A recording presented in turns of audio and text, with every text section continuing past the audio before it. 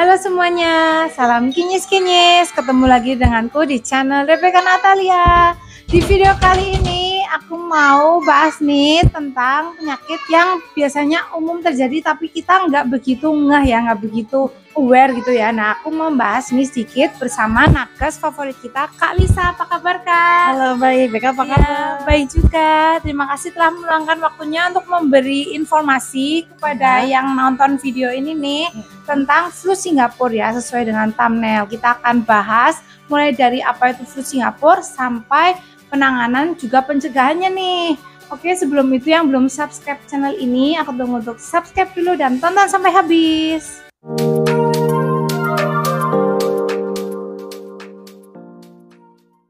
Oke, kenapa aku membahas flu Singapura di sini? Karena mungkin ini nggak begitu aware ya orang-orang tua. Memang flu itu salah satu penyakit yang paling sering diderita anak-anak ya. Flu Singapura ini salah satunya. Biasanya teman-temanku itu di satu keluarga biasanya itu ada tuh yang kena satu flu Singapura ini atau disebut juga hand mouth disease ya Kak.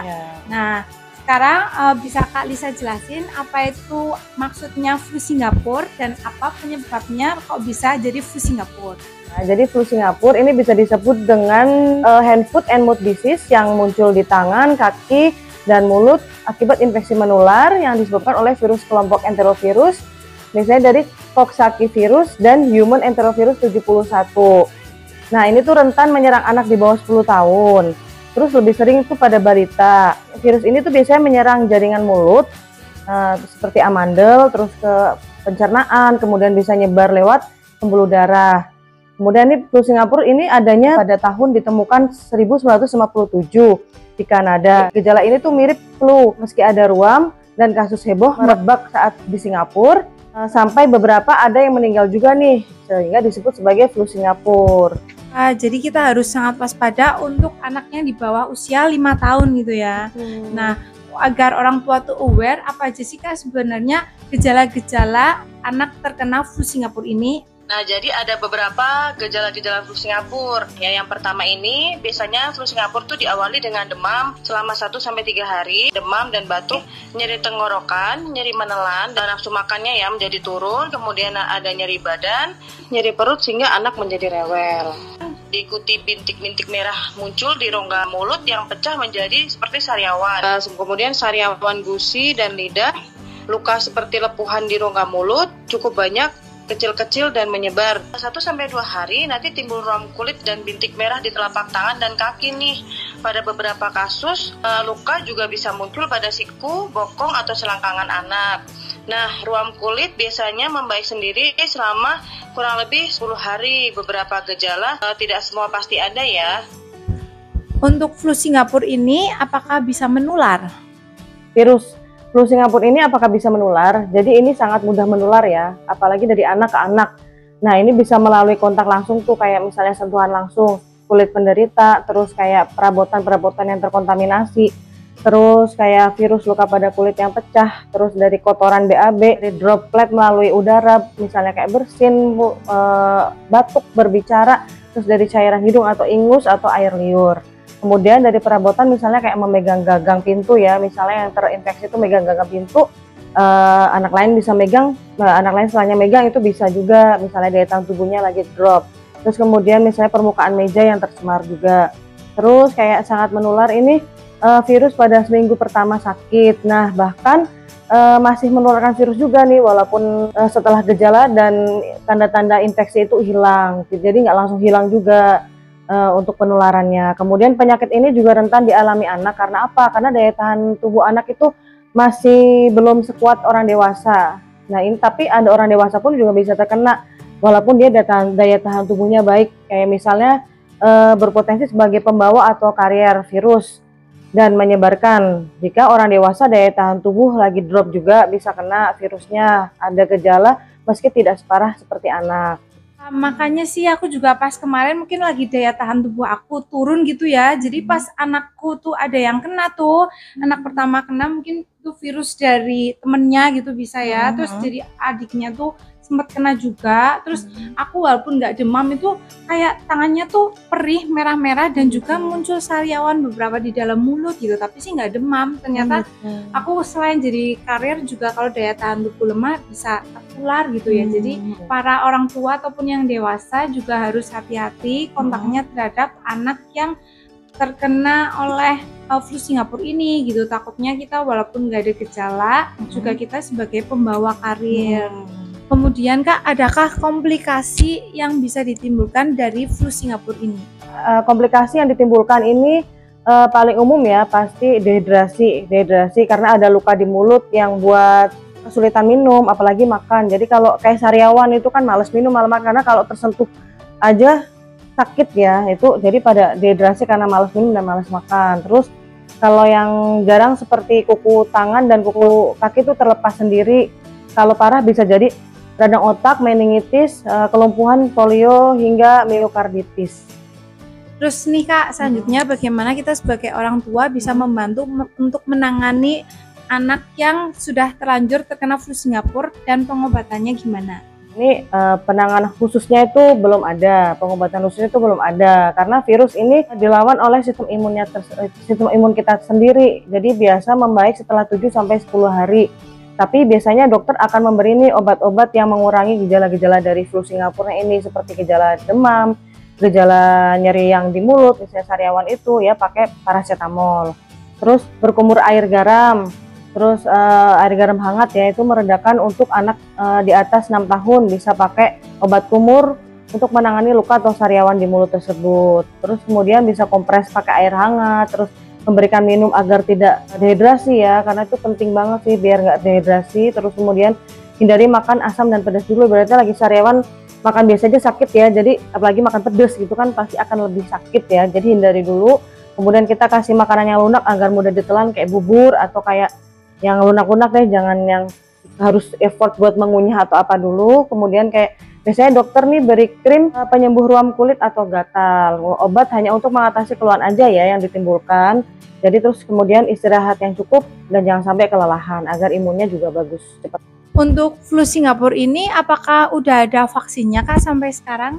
Nah ini menurut Ikatan Dokter Anak Indonesia belum ditemukan juga vaksin untuk mencegah flu Singapura tersebut.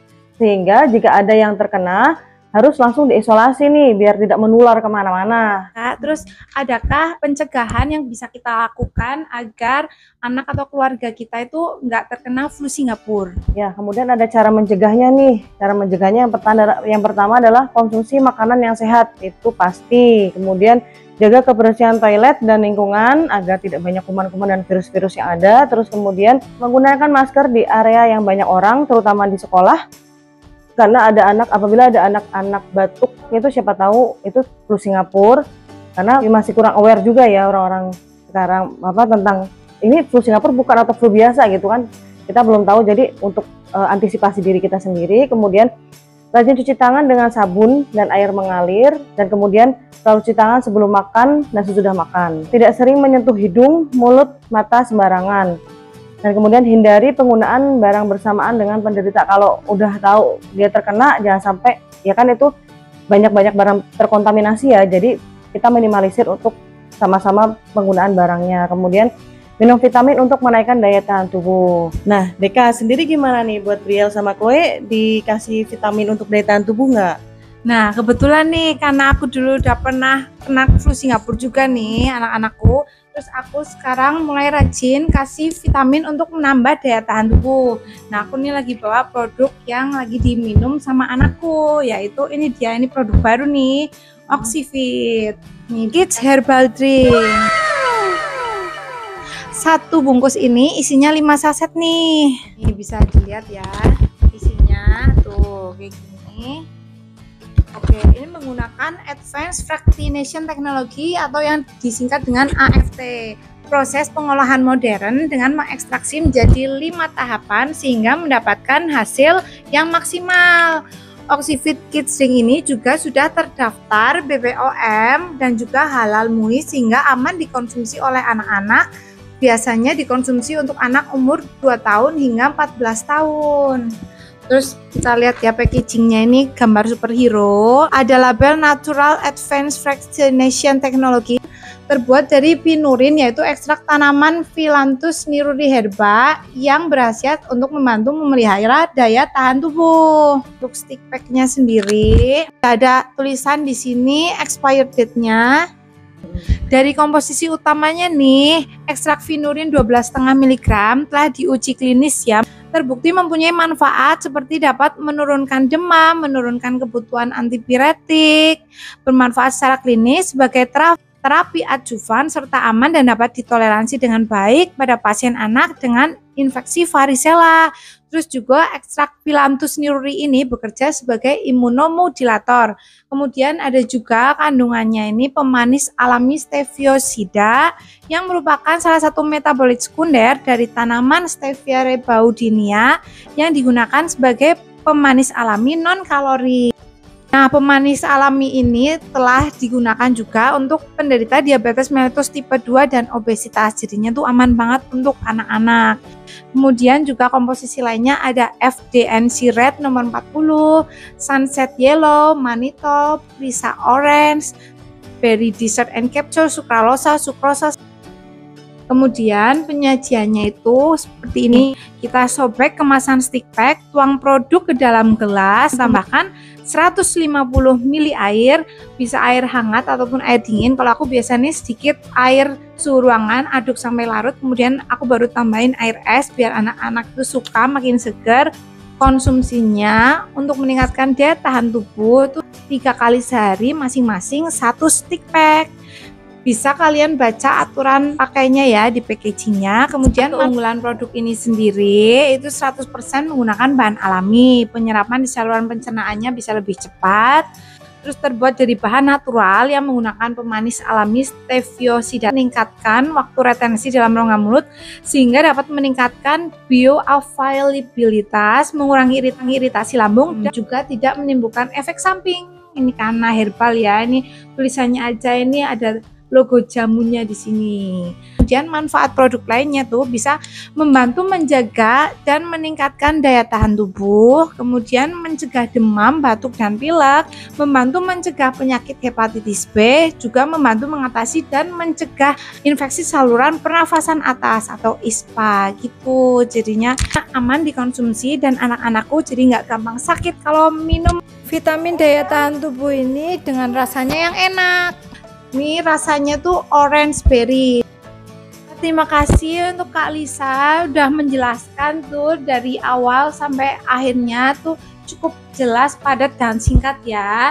Nah, semoga teman-teman kita yang lihat video ini tuh bisa lebih aware kepada flu Singapura ini dan bisa mengerti gitu.